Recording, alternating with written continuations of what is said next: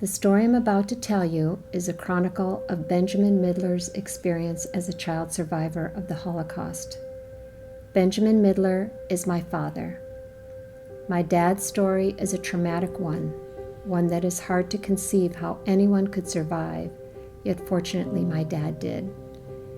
As Elie Wiesel, a Nobel laureate and Holocaust survivor, once said, "To listen to a witness is to become a witness." In 1939, the Germans occupied Poland, and then, because of the pact between the Germany and the Russian, Eastern Poland was taken over by the Russian, and the Western Poland was taken over by Germany. Because of the pact, Germany only was in Białystok for 1 week. Then they left, the Russian took over. The life changed. My father couldn't anymore go do the business wherever he did. All the schools used it for living quarters because we had a lot of refugees coming in from the western part of Poland, was a runaway from Germany. Here are some photos of my dad and his family at 13 years old, which until he saw these pictures again when he was an adult, he never knew that he had or could remember that he had a sister and brother. Out of all his family members shown, no one survived except for my father.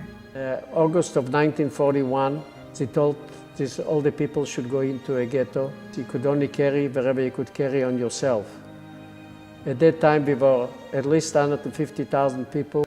Families would live in one room, like the parents and the kids in one room, could only put in one bed, and the rest of them were sleeping on mattresses on the floors. The Nazis, they were rationing food.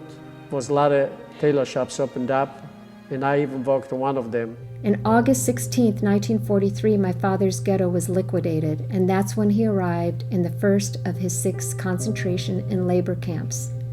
My dad was 15 years old. The Germans forced everyone to the outskirts of town, loaded them onto trains, and at that time my father was separated from his mother, his brother, and his sister.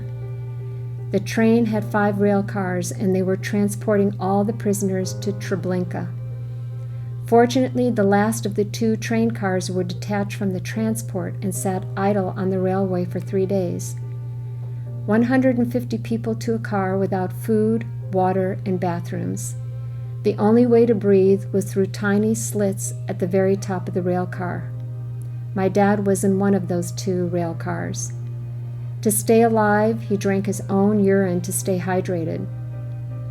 Those in the first 3 rail cars disembarked and were immediately taken to crematoriums. The last 2 rail cars continued their journey to Madanek, which is a well-known labor and extermination camp. At 5 a.m., the Nazis came into your barracks, woke you up, conducted a head count, and you were given 1 cup of bitter coffee and a small piece of bread. The bathroom in the barrack was shared with about 4,500 other people, with very few faucets, no doors to the toilets or showers, no soap, no towels. During one of these lineups, when they asked for a pressman, my dad made sure he was first in line, and rather than going to work, he was put on a rail car to Bliszin concentration camp, a pure labor camp. My dad's strategy was not only to be the first in line, but to keep working hard to establish value. The more you volunteered, the greater opportunity you moved from one camp to another, the greater chance of survival. In reality, the Soviet Union was approaching Germany's borders, so Germany kept transporting the remaining prisoners to other camps. At this point, with the lack of nutrition, people were dying from malnutrition, dehydration, and infections. My dad came down with typhoid fever with 105-degree temperature. Most of the prisoners who were sent to the hospital never came back. In 1944, my father was transferred to Auschwitz-Birkenau. He was 16 years old. This was a camp like no other. It was the harshest camp of them all, designed to kill Jews either upon arrival or after their labor was used. Interestingly enough, the longer you survived, the greater chance you had to survive, because there were less people available to work. In the world of concentration camps, in order to survive, you did what you were told. No emotions, no personality, no talking to each other. During one of the periodic selection times, my dad faced Dr. Mengele, who is known as the Angel of Death. All my dad could remember was this man wore white, clean gloves. As time went on, he was sent to another part of the camp, Birkenau, and that was the labor portion where my father's arm was branded. The Germans were amazing with their record keeping, but Auschwitz-Birkenau was one of the few camps that did the branding of the arm. I was in 6 camps, Madanek. Madanek was an extermination camp. We were counted twice a day. During the time in Madanek, I was only 1 month because they needed tailors and shoemakers, and they sent us to a different camp, to Bliszin. Over there was 1 year, and I got the typhus. After the Russian offensive, they didn't have any use anymore for making any new clothes, so they shipped us to Birkenau. They put us in different barracks, and I didn't want to go with the kids because usually the kids, they would separate and they're the first one to be exterminated. They put up a piece of wood, and on top piece of wood, wherever is lower from this measurement, they would take to extermination camp. So I stand up myself straight, and I was a little higher because I touched the top of the wood, and I stayed like that. The Russian offensive got very close, could bring trains to ship us to another camp, so we had to march for a week in the cold weather. Poland winters is very harsh. A lot of people were very weak, so they couldn't walk. Wherever couldn't walk, they shot them on the plates. And they sent us to another camp, Oranienburg. From there, they shipped me to Sachsenhausen. Over there, I was about 2 months, and then they sent me to Ohrdruf. That's a camp where they built tunnels to build the V2s, missiles, for to shoot on England. Over there, I was a couple months, and came out to look for people to go to another camp. I volunteered.